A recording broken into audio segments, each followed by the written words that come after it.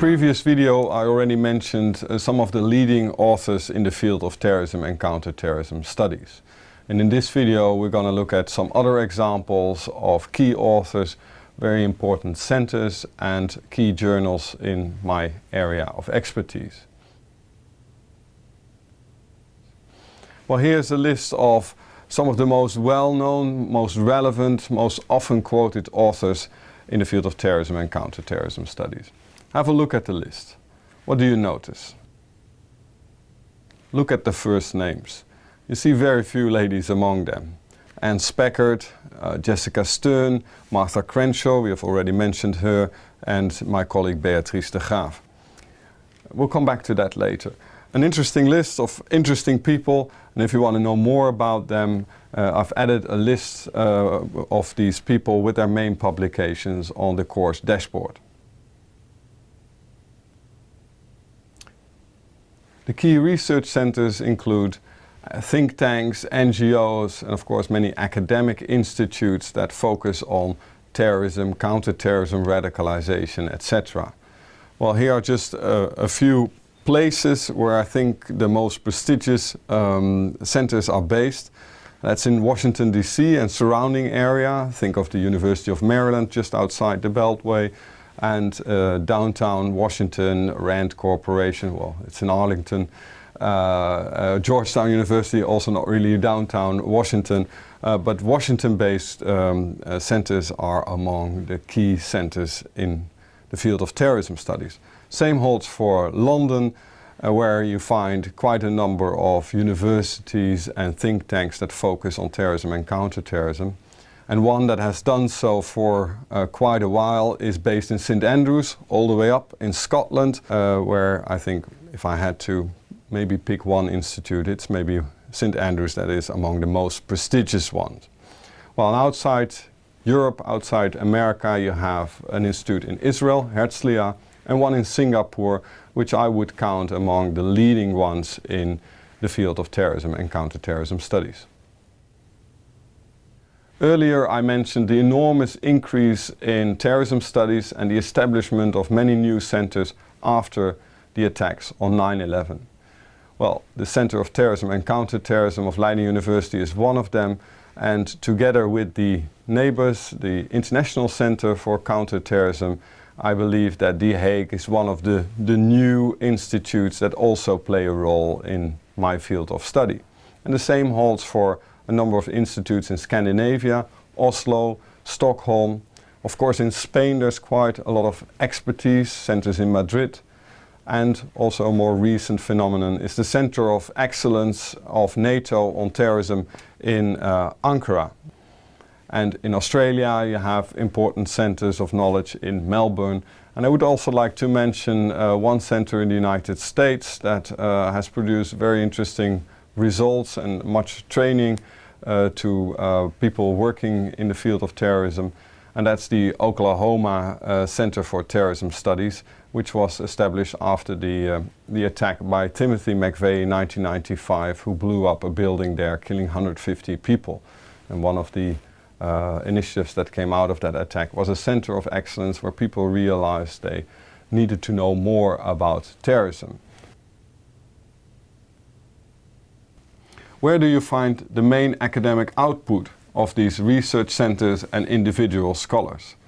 Well, of course, increasingly on the internet, weblogs, etc. But good old journals are still very important today, especially in the academic world.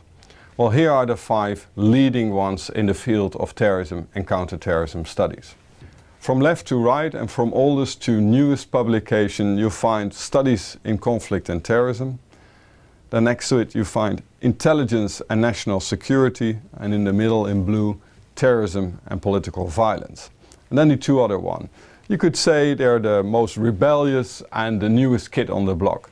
So Critical Studies on Terrorism offers a forum for a lot of writers, authors that have a different view on the study of terrorism, and maybe in particular on the way terrorism is dealt with by states. So it's a more critical journal, as the title already suggests.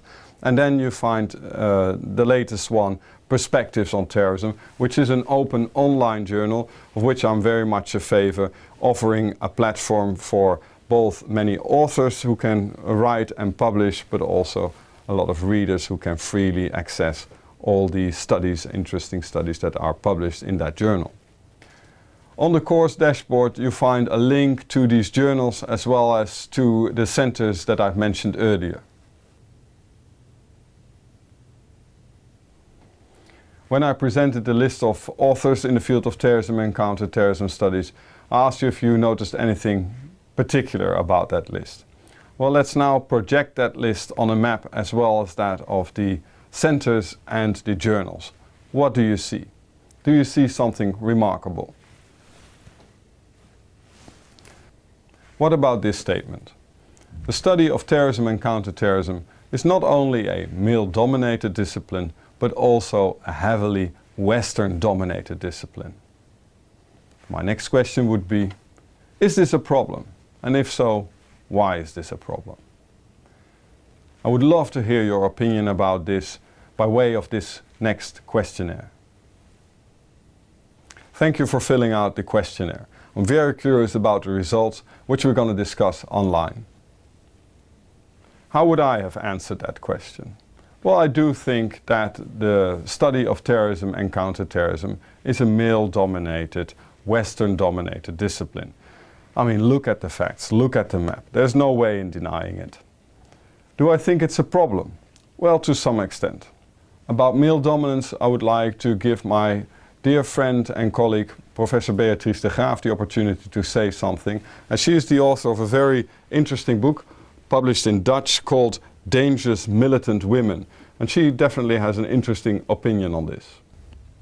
Hi there, my name is Beatrice de Graaf. I'm a researcher at the Center for Terrorism and Counterterrorism here in The Hague. I'm an historian by training, so let's reflect a little bit on what Edwin Bakker said about male dominance in terrorism research. Is that true? Well, historically, most of the academic scientific disciplines in the world do have a male dominance, unfortunately enough. However, it might just be the case that in the terrorism research business, women are slightly on the march. There is some overrepresentation compared to other disciplines of female engaging in terrorism research. Take, for example, Martha Crenshaw. She's one of the most famous terrorism researchers there is nowadays. She could be considered the godmother of terrorism research from an historical perspective. She wrote the book Terrorism in Context, which is still a seminal work for students to learn more about the histories, the origins of terrorism. And there are a number of other female researchers who interviewed, who worked with female terrorists themselves and who wrote great, terrific books on female terrorism. For example, Mia Bloom, she wrote a book on the reasons why women engage in terrorism called Bombshell. And there is another book by Jessica Stern on suicide terrorism.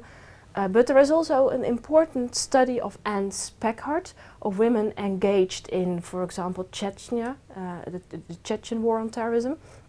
So, just to round this point up, there is indeed male dominance in the terrorism research, but women are on the march.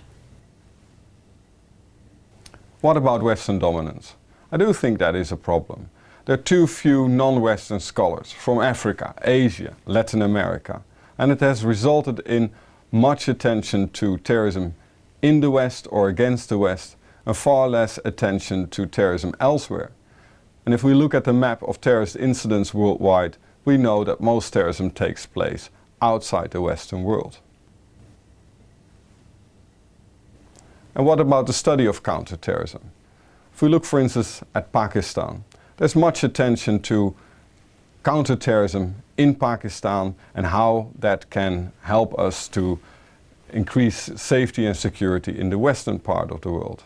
But what about the impact it has on Pakistan?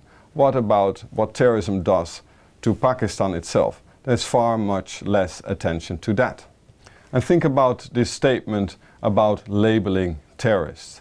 Here you see a picture of a man who killed a number of people in a cinema near Denver.